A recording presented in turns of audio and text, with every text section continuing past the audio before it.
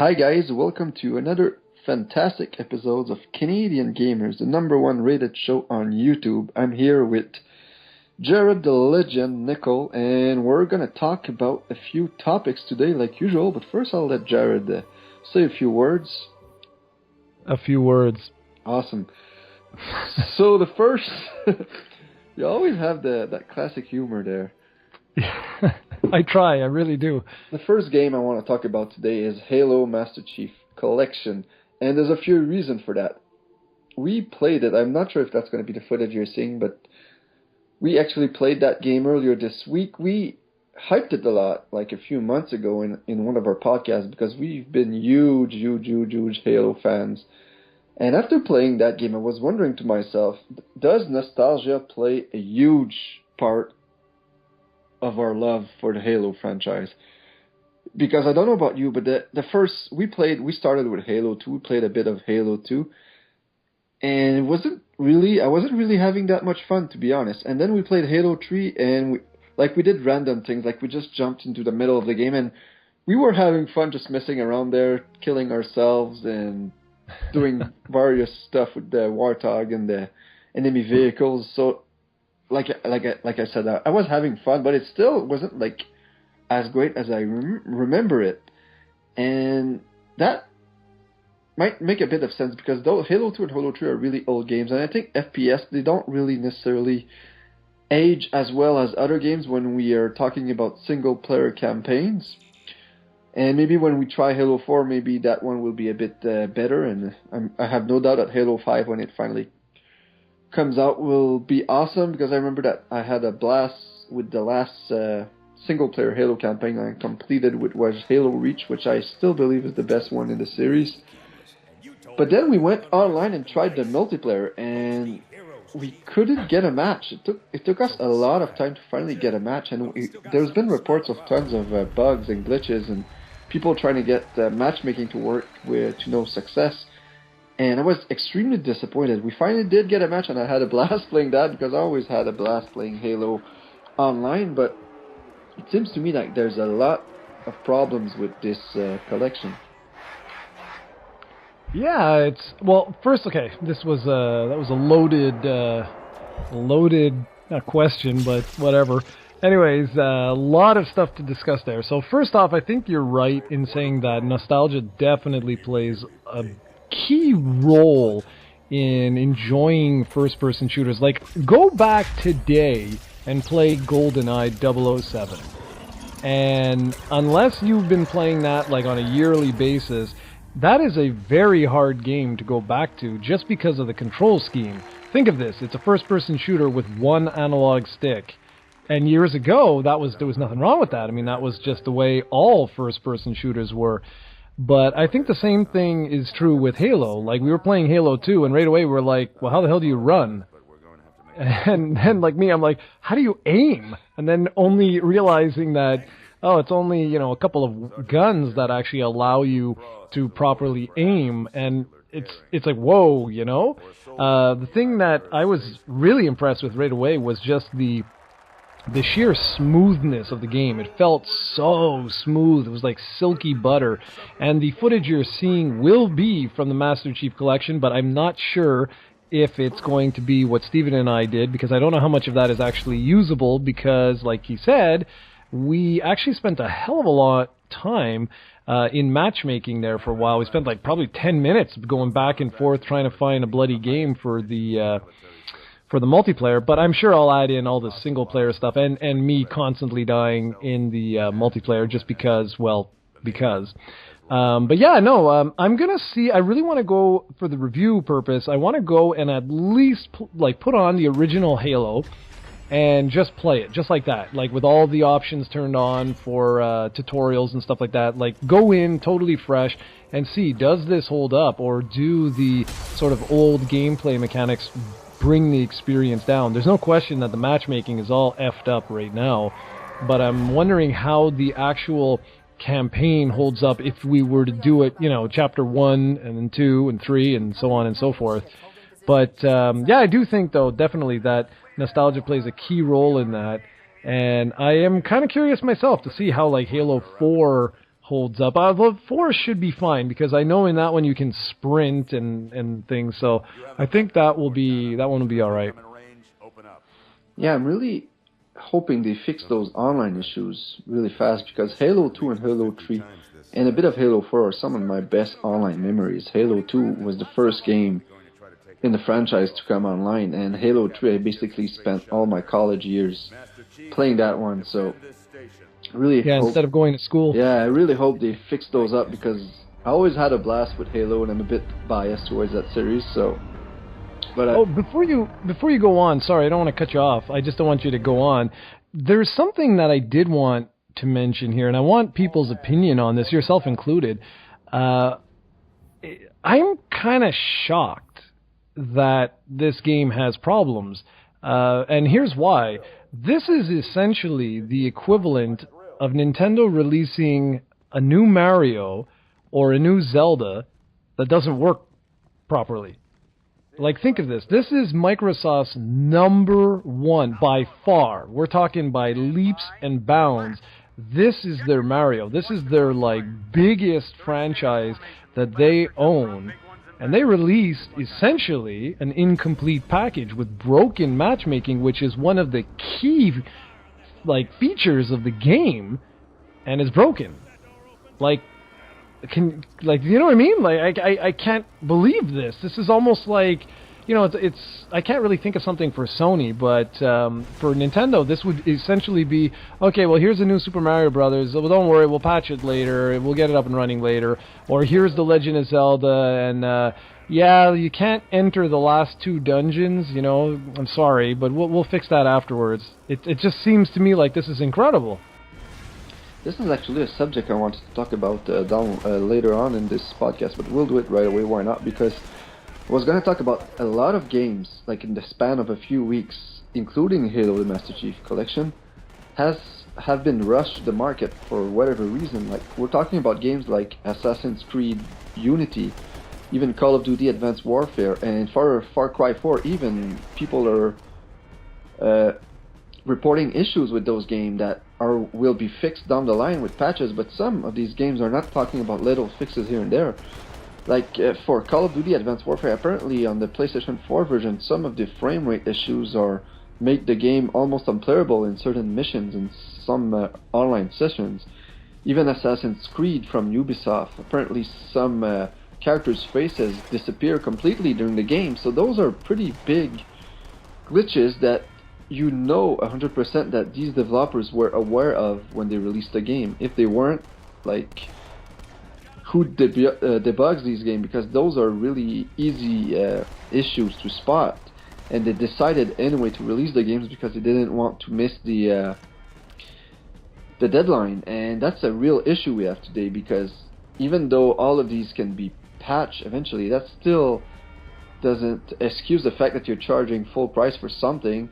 And some people will buy it and will probably never play it again because of those issues, and they won't wait for those patches. And even down the line, at some point, not all of these issues will be fixed. I've covered a lot of the games in my years with COE where they promised patches and they just never did it. Like, for example, a game I reviewed, like Gianna Sisters on the Wii U. There's a problem with it that if you play it on the gamepad only, you don't get no sound. I believe that patch never arrived, even though it was promised. Walking Dead Season 1, you can't play inverted on that one. They always promised to fix that. They never did. So there's stuff like that I'm not saying these fixes will not be done with these 4 major releases, but still, eventually, you have to wonder, why bother buying these games at launch when you know they're going to have a lot of problems, because these companies keep rushing these games out of the market. I mean, all of these games, except for Far Cry, are yearly releases. Like, but Halo either is not really yearly release, but Assassin's Creed, Call of Duty, games like NHL and other sports games are all yearly release that get rushed to the market and aren't really complete when they get out. There's actually a lot more to this, man. Assassin's Creed Unity, believe it or not, but on a super high-end $6,000 PC, it runs at 19 frames per second. Like, I'm sorry. That is completely inexcusable. There's no reason for that. Like, you did not debug this game. I don't give a shit what they say. They're full of it. And did you hear what the solution is to improve the frame rate on PC, PlayStation 4, and Xbox One? I did not.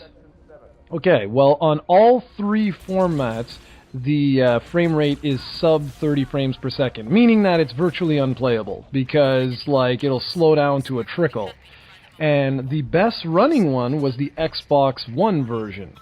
And people were like, well, that doesn't make sense. It's the weakest hardware of the three. How the, like, what the hell's going on? Listen to this. Unplug your internet, and that fixes it. Like, I'm sorry. That means that during the debug phase, nobody played the game on an actual system. Like, come on. This is totally ridiculous. And Ubisoft pulled one of the most dick moves of recent memory. They would not allow reviews for Assassin's Creed Unity to come out until launch. And they did that purposely because they knew that the game was rushed and that it could potentially have mixed reviews. So they waited until everyone bought the game and then allowed the reviews. And I hate that. It's okay, for a smaller developer if they're kind of nervous or whatever, but you don't do that in a multi-million selling franchise. That is like one of the dickest moves ever, man. I was so pissed with this sort of stuff. And get this. Okay, maybe some of these games will get patched later on, right? Maybe they won't. But the thing is, with the modern consoles and PC and whatever, you have to patch these games. And how do you do that? Well, it saves to your system, right? Well, what if you don't have an external hard drive for your Xbox One, let's say? Or let's say you have a PlayStation 4 where you can't use an external hard drive, and you delete the game.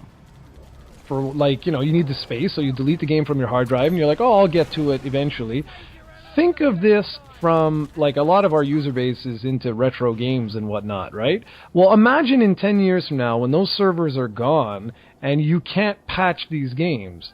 We're going to be left with some of the shittiest games in history. Like, retro fans for the next 15 years are going to look back and be like, my God, how did you people play this crap? Because they won't be able to patch all this broken garbage. Yeah, that's another issue I wanted to mention, but you're right about that. Like, first off, I believe that DLC is something that can be used as a good thing when you use it like a few months after the game is released. But I don't think there are very, very, very few exceptions where I think a patch should be acceptable. For example, if somebody finds out a way to hack a game and like take advantage of something, that's a pretty good reason to patch something up later. But if you're basically patching the game days after release, it just means you're releasing something that is incomplete, and you rushed it out the market just to make some quick money. So yeah, that's a big problem we have right now, because basically every big AAA title these days have minor or big problems right out of the bat.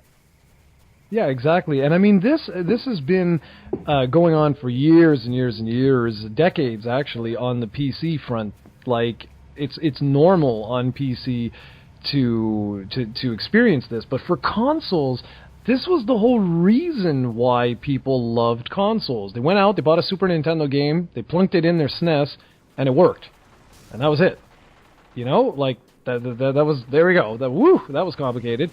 But for PC games for decades, man, maybe not decades, but for a long time, they've had patches to deal with. And, okay, fine, it's fine. But it's only fine if you're in the here, you're in the now. But I'm really concerned, seriously, for the future of retro gaming. I have no idea what is going to happen, because could you imagine? Look at all these people who keep asking for us to tackle like PlayStation 1 and Saturn games. Well, imagine if they asked the same thing right now for PS4 and Xbox One. Let's say it was like, 10 or 20 years in the future. Well, we would never be able to experience the game like as it was quote-unquote intended, because they released the product unfinished. And this goes to every single developer, eh? We're not picking on any individual person here. Every developer nowadays does this, where, like, look at The Last of Us. Day one, there was a patch for that. I'm trying to think of other ones where, like, certain features aren't even in the game until the day one patch, and it's totally ridiculous. It's completely ridiculous. It's like you're buying an incomplete product, and I'm telling you, in 20 years from now, when we go back and we try and play some of these games for retro purposes, wow, I really pity all those people.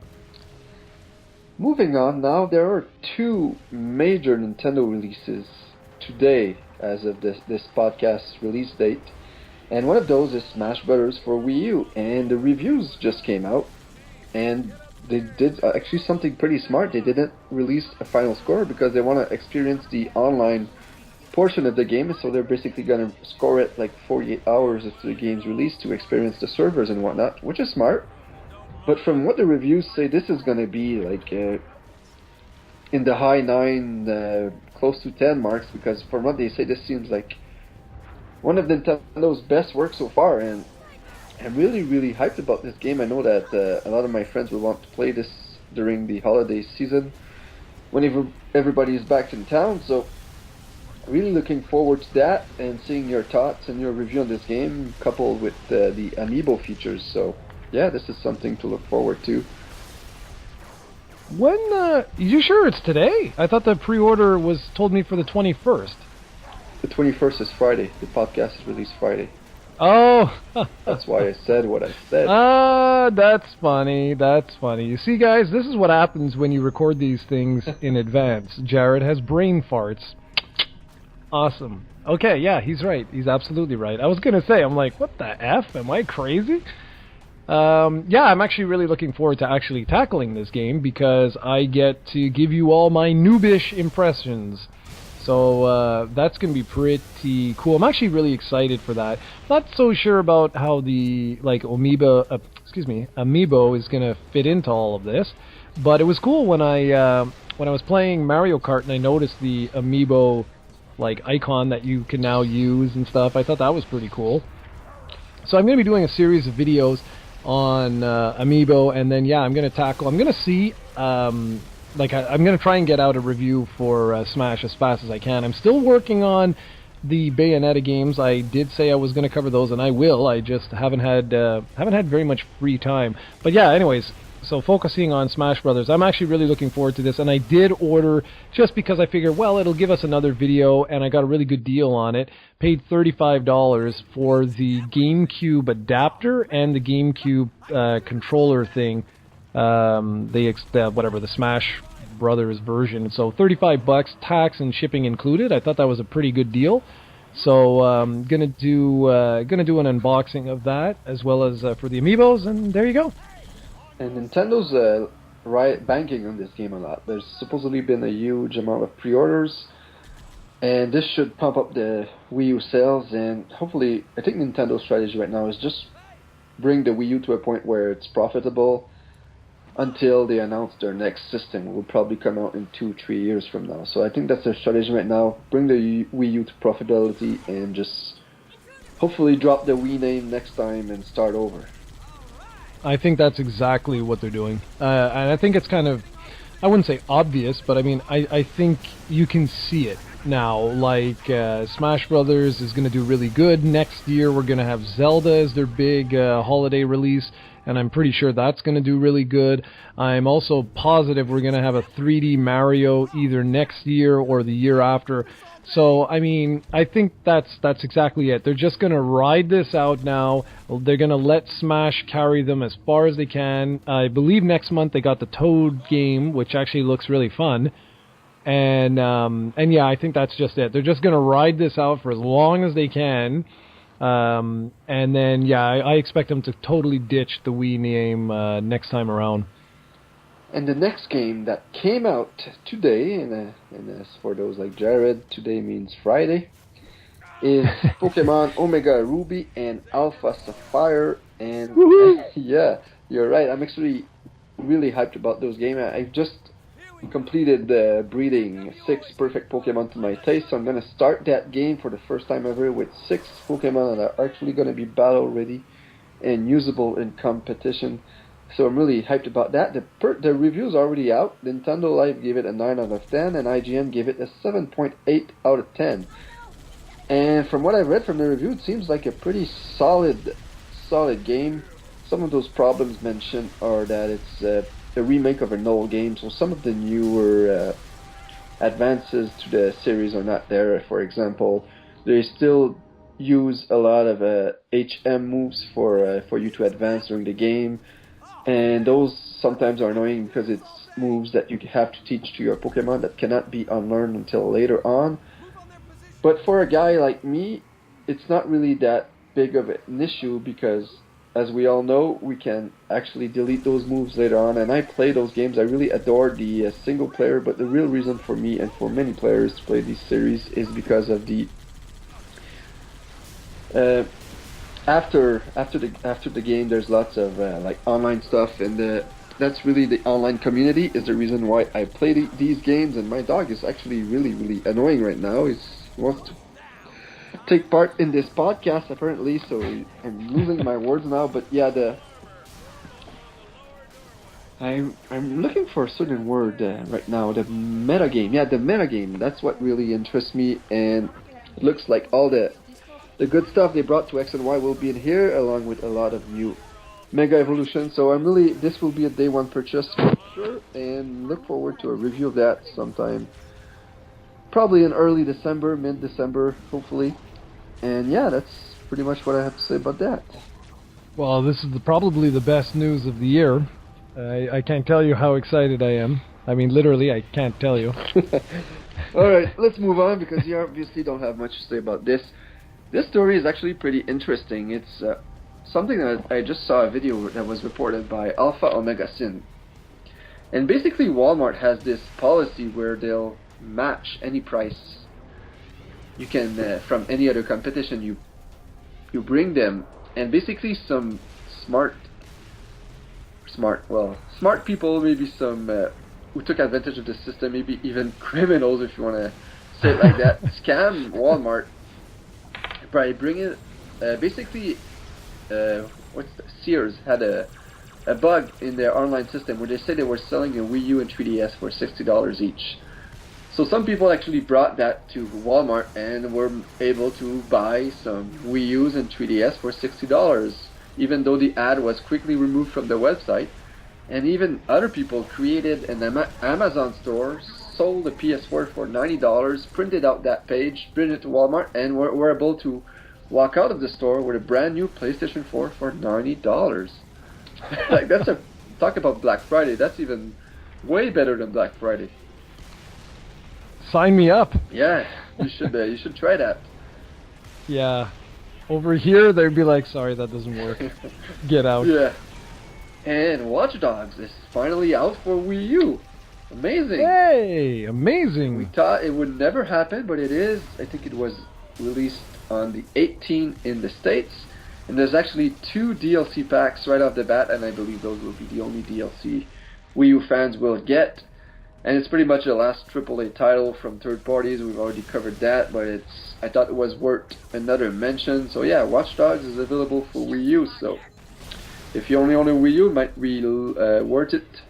Take a look at that game, because it's probably the last time you'll be able to place a game like that. Maybe this, down the line, maybe if the Wii U becomes kind of like a Saturn in 10 or 15 years from now, where it's like a system not many people played, but has a lot of hidden gems on it. Maybe this game might be valuable because it'll be the last AAA title or something from third parties. So I don't know. Maybe it might be, maybe man. Something to take into account. Yeah, has there been any, that's actually interesting, and with the Wii, there isn't as many patches either, so at least the games should be a little more playable in 15, 20 years from now. Has there been any reviews or anything that, like, is the game any different at all on the Wii U? I'm not sure. There's not actually a single review, I believe, for the Wii U version right now. Yeah, interesting. So, yeah. Next, I want to talk about a quick follow-up on Sonic Boom, which was our main topic of last week's podcast. Turns out that we were right about the embargo situation. Sega didn't want anybody to review it because it's kind of a crappy game so far. Both 3DS and Wii U version have received subpar reviews, and when I mean subpar, I mean below 5 on 10. IGN, I think, gave both games a 4.0. Nice. And I want to talk about the problem with Sonic lately. Like, you did a vlog this week talking about the franchise that should retire, and when I commented, I said that Sonic was one of them. Because for some reason or another, Sega doesn't know what to do with Sonic. And here's the thing, Sonic is not complicated at all. If you go back to the Sega classics, it's basically a platformer on steroids. It's really put that guy, make him fast as hell, and have like obstacles you need to jump over and enemies here and there and make the game like beautiful. That's basically all you need to do with Sonic. And all the latest Sonics I played, like last year there was Lost World, which we've had requests for reviews, but really I don't think I'd do the game justice because I really ain't a fan of Sonic Lost World. And the reason is, Sonic is supposed to be fast, and he's not. Like, what the heck are you doing? Well, like if I make the next Mario game and it would be like a first-person shooter. You can't jump. And he wouldn't be able to jump. It's like, what the hell is going on here? Sonic is not, how come they can't make it work in 3D? Like, there've been a few good games, maybe some great games, but it's not like Mario or Zelda who have been able to successfully transfer into the 3D world. Sonic has never really been able to do so, and Sega kind of mishandles their number one franchise. Well, it isn't even their number one franchise anymore, but really, what the heck is wrong with Sonic? I have a better question. What the heck is wrong with Sega? Because I cannot answer this one. I mean, we like to bullshit a lot about Nintendo. You know how we always say, you know, where's Metroid? For the longest time where's Icarus? Where's F-Zero? You know, like, we always do that. Where's this? Where's that? But I guess a real question one could ask is, where the hell is Streets of Rage? You know what I mean? Like, where are all these incredible games that Sega used to have? I mean, people tend to forget this in this modern era, but Sega was Nintendo's rival. They had hundreds of IPs that they used to release. Like, where's Echo? The last Echo we got was when? Way back. Where the hell are all these games? Instead, it's Sonic, Sonic, Sonic, and it's like Sonic crap, Sonic crappier, Sonic crappiest. And it's like, I don't get it. I just don't get it. Like, yeah, you're absolutely right with what you're saying with Sonic. Like, you know, they need to really, I don't know how they're screwing this up. It just doesn't make any sense to me. But then when I look at the whole company as a whole, the whole company as a whole, it boggles my mind. It's like, I swear, the equivalent, when I talk to some of my friends, I always say it's like, it's as if Nintendo basically would release 1 or 2 games a year of something else, and then everything else would be Mario related. And some could argue, well, that's what they do right now, but that's BS. If you really look at everything Nintendo releases, there's a lot of other stuff. Like, you've got your Pokemons, you've got your Zeldas, you've got your, you know, the staples. They release a lot of their staples. Sega does not, and I just don't get it anymore. It's like, what the hell are you doing with all of these IPs? I mean, yeah, I guess the management's like, well, geez, if we can't figure out Sonic, which is like one of the easiest things in the world, I guess we better not touch any of our other IPs. We'll only make it worse. But how's the financial situation with the Sega Sammy, or whatever they're called now? Well, okay, that's the weird thing. They're super profitable. Like, they're crazy profitable. That's how they were able to buy Atlas. And there's even talks that they're probably going to be buying Capcom. Like, it makes no sense, man. But it's because of all their gambling machines. That's where they make a ton of money. I forget what they're called. Pachinko machines or something like that?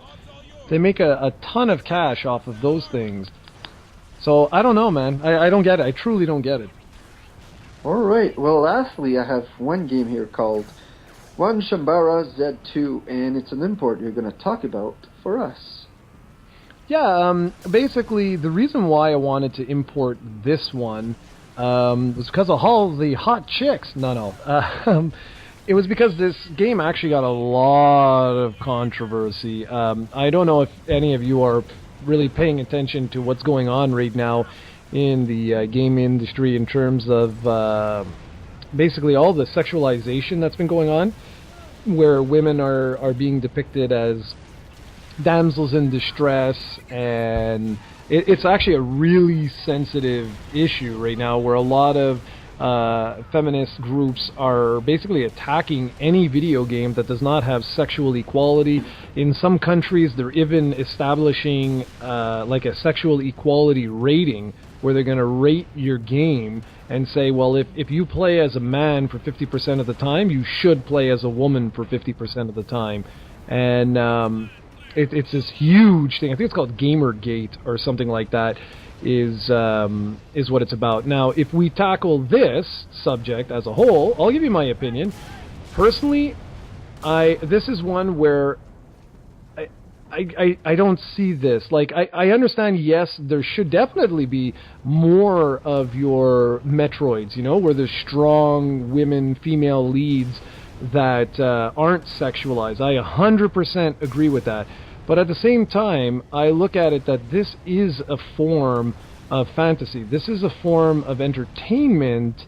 And what if movies decided to do that? What if a novel decided to do that? Okay, well, we're going to establish a rating on the book that comes out. If you mention a man, you must mention a woman the same amount of time. Like that, and I mean, I get it. I understand both sides of this argument. I really do. But this is one of these things where it's challenging because you don't want to stifle creativity, and you can't possibly please everyone. You know, like if someone says, I mean, we had the whole thing with sexual orientation, with race. Now we're having this with gender. It's so hard to please absolutely everyone. If I want to make an action game and I want my character to be, say, a strong African princess, okay? And I decide I want to do that, and I go ahead and do that. Are we going to be looking at this from the flip side and say, well, whoa, wait a second, how come there's no Oriental men in this? You know, like, I don't know, where do you draw that line where you say, okay, you know, this is a form of creativity, and I don't know, you know? I don't know if I'm making any sense here, and I'm not trying to offend anyone at all, and it's one of these things where I don't know what to say about this because, like I say, I'm worried that this could get completely out of control, and we end up stifling creativity just because we're trying to please everyone. It's physically impossible to please absolutely everyone. You do what you can, and I do agree that we do need more strong female characters in like leading the charge. I mean, we have Tomb Raider now, which I'm so happy that they're trying to move away from sexualizing Lara Croft, and I love that. I thought that was brilliant. But, I mean, do we really want to force regulations on this? And I'm going to leave you to talk a little bit about your thoughts on this before I actually talk about the game. Yeah, well, me, I'm pretty much on the same page as you. I don't think there should be any limitations on game creativity, as long as you're not being offensive, like as long as you're not doing like a strong statement on like homosexuality or something like that. As long as you're not like homophobic or sexist in a way that you justify it in your game, I don't have a problem with it, as long as you respect other people's way of living. The problem I have though is that I kind of understand like some of the feminist opinions, because if you look on gaming generally, what you see in most games is like women being used as sexual objects or sexual fantasies. It's really, really rare that you're going to see a strong woman character now. Let's go to a series like God of War, right? In that series, like, there are mini games when you just try to please a woman sexually, that's all you do, and it's like it's kind of. I'm wondering what would happen, like if one of us would be a female and would be trying to get in the gaming industry and would be huge fans. I don't know how that industry is trying right now to appeal to us. I'm not saying that they should make a game 50-50, but I'm just saying sometimes they should have a bit more respect towards the other gender. And the same thing applies to like sexual orientation. I don't think game companies are doing as enough to implement like gay characters in their games. Not saying like force it, but I'm saying sometimes like the homophobia in game is still very present, especially if you look at the YouTube community, and that's something that troubles me a bit more. Like especially when we talked about the issue with the Tomodachi Life or whatever the game was called, and stuff like that. There are still a lot of areas to improve, in my opinion. Yeah, exactly, and that's the thing. Like that's exactly how I feel. I don't want something to stifle creativity, but at the same time, exactly, I am one for if something is offensive. You're absolutely right. And yes, I will agree with any of the people who are saying, well, yeah, but it's been sexist forever. You're absolutely. I won't disagree. I mean, how many times has Princess Peach been caught in relation to Mario?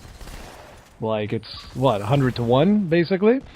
And, like, and for that, I mean, that's one aspect. But what you're saying is when you overly sexualize women for no other purpose than to sexualize women, well, that's something else. Okay, like that's where you're getting into one of those gray areas. Like we're like, okay, well, yeah, you know, you're not really sort of thinking about what exactly it is that you're doing, and the game industry as a whole can be very misogynistic, I think, if that's a word.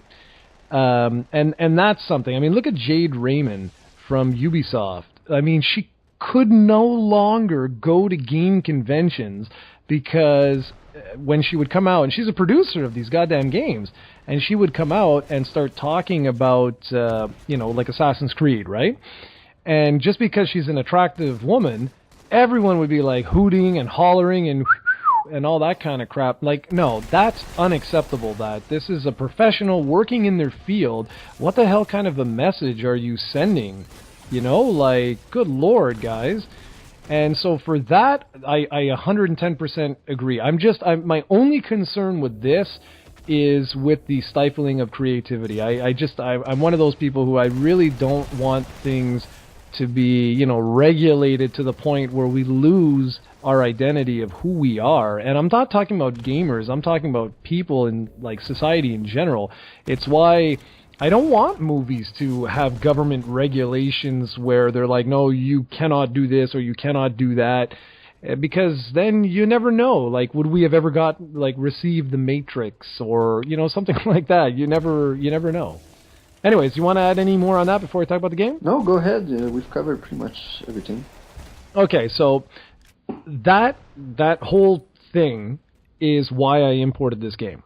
Because this is a game where it's been highly controversial in this whole topic, because essentially you play as a bunch of busty, attractive women wearing like the weirdest outfits ever, stuff like bikinis or tank tops or whatever, and you go around killing a whole bunch of zombies or like other creatures or whatever. It's like a Devil May Cry non-stop action game, and it got really sort of in hot water because at the Tokyo Game Show, the booth was designed as one of the main characters, and the televisions were inside her breasts. So it looked like when all the people were playing the game, it looked like they were basically had their whole body right at the woman's breast. That's essentially what it looked like. And so that caused a lot of hot water. Then the game itself is, like I said, is just a complete sexual exploitation of women. So I wanted to actually try this out.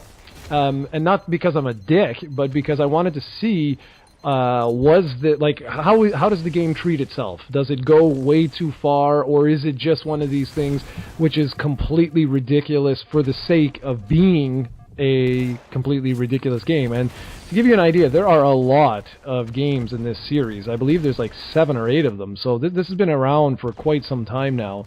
And I don't know how popular it is, but I thought, well, maybe we could start some really good discussions about this. I never intended to actually do a podcast about this, but I was going to do the review, depending on how, obviously, the game plays.